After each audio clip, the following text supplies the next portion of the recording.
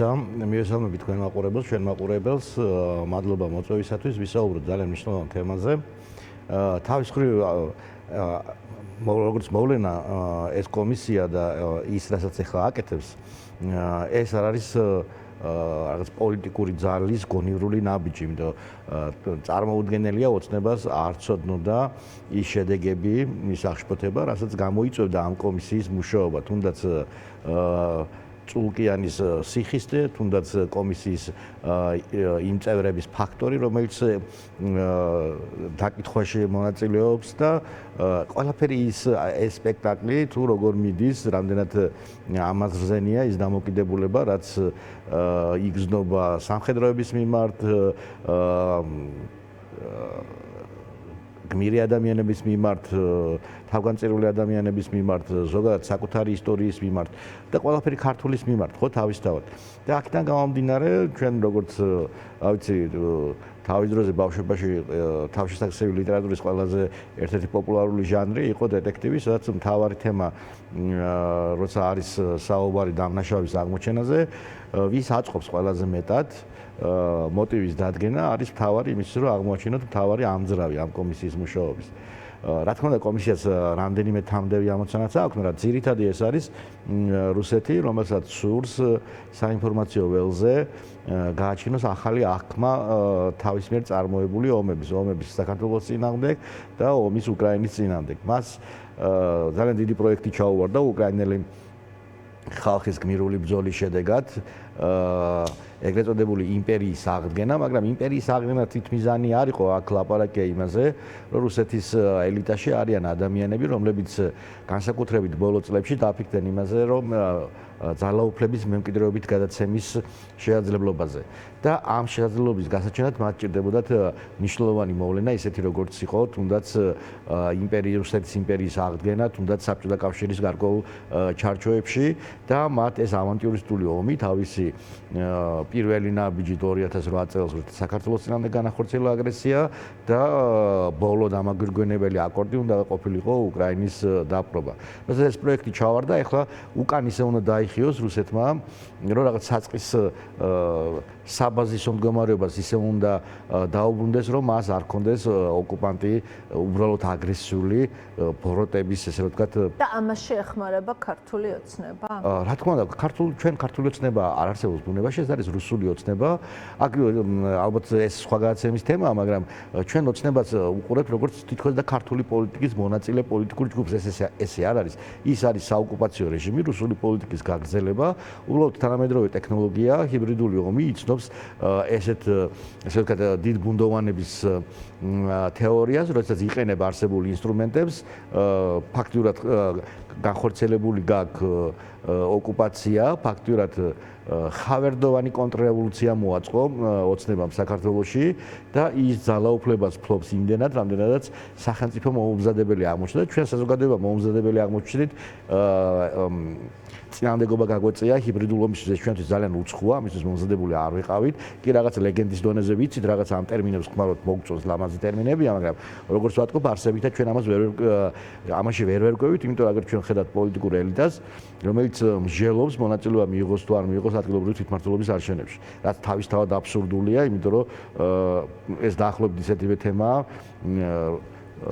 საბჭოთა კავშირის არჩევნებში რომ მიიღო მონაწილეობა, ან გემჟელა საბჭოთა კავშირის არჩევნებში ხო არ მიიღოთ მონაწილეობა.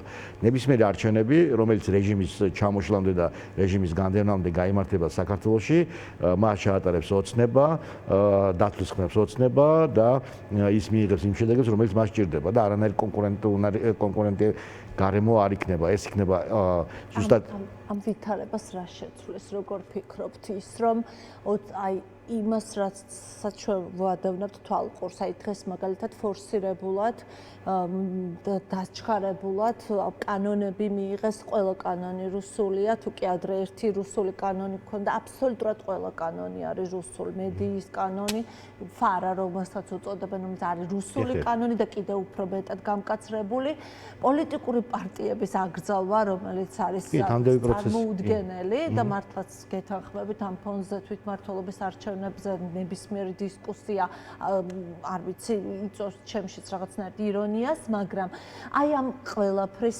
ფონზე რა შეცვლის ამ ვითარებას, როგორ ფიქრობთ, რუსთაველის გამზირი არის თუ არა ის წერტილი, რომელზეც ახლა მთელი ეს პროცესი არის პრაქტიკულად ჩამოკიდებული და ეს არამდენ საკმარისია. დიახ, ამის მაგალითი, ნათელი მაგალითი არის უკრაინა. ანუ უკრაინას გაცილებით მძიმე მდგომარეობა ჰქონდა ვიდრე საქართველოს. ეს იყო პოლიტიკურად დაქუცმაცებული ქვეყანა, კორუფციის ჭაობში, ესე ვთქვათ, ჩართული, სამხედრო რეფორმები, რომელიც ძალიან ჩამორჩენილი იყო და მის წინააღმდეგ რუსეთი არამხოლოდ ჰიბრიდული, ძალიან ძლიერი ჰიბრიდული ფაზა ჩაატარა, როდესაც რაც ჩვენ ვიცით 5 მილიარდამდე დოლარი უბრალოდ პოლიტიკური ელიტის და გარკვეული ელიტის მოსყიდვაში ჩადო. უკრაინას ყავდა ძლიერი რუსულენოვანი, ესე ვთქვათ, პროვინციები და ბევრ თვითმმართველობაში აი ეს რუსეთის მიმართ მეტნაკლებად ლოიალურად განწყობილი პოლიტიკური ძალები იყვნენ მოსული.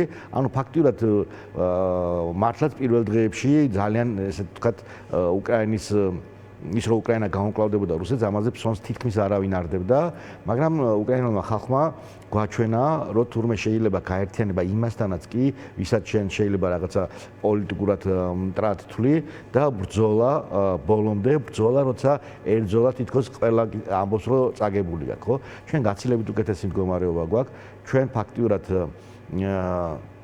ძალიან ძლიერი არასამთავრობო პლასტი ყავდა, სადაც მუშაობდნენ ადამიანები, რომლითაც დასავლეთი არ იყო რაღაცა უცხო, ეს არის თუნდაც ის დაფინანსება, ის პროექტები, რომლის ფარგლებში ისინი მუშაობდნენ, მათი ესე ვთქვათ ცნობიერება ძალიან ძლიერად იყო დასავლურად წარმოდგენილი და სხვა შორის რუსეთი მათ მტრულმა ყველაზე ერთ-ერთ ყველაზე გამორჩეულად მტრულ მასად თვლის, ეს იყო სამხედროები, თავდაც ამის რომ ყოველთვის იყო ფლაგმანი დასავლეთთან ურთიერთობის და მისი სამხედროების 90-99% ოფიცრების განსაკუთრებით დასავლეთში ქონდა განათლება მიღებული და მისიებში მონაწილეობაზე არაფერს არ ამბობ, როცა ათასობით ქართველი უბრალო ყმაწვილი ადამიანები ამერიკელების და სხვა დასავლეთის ქვეყნის სამხედროების გვერდით 6-8 თვის განმავლობაში და ზოგიერთი რამდენჯერმე მისიაში იღებდნენ მონაწილეობას.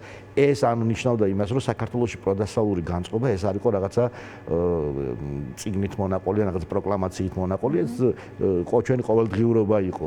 ამიტომ ჩვენ ამ ხრივ გაცილებით უკეთესი მდგომარეობა გვაქვს და აგერ გამოკითხვების ადასტურებს, რომ 84%-იანი მხარდაჭერა აქვს პროდასავლურ კურსს. აქედან გამომდინარე და ჩვენ ვართ ჰიბრიდულ ომში.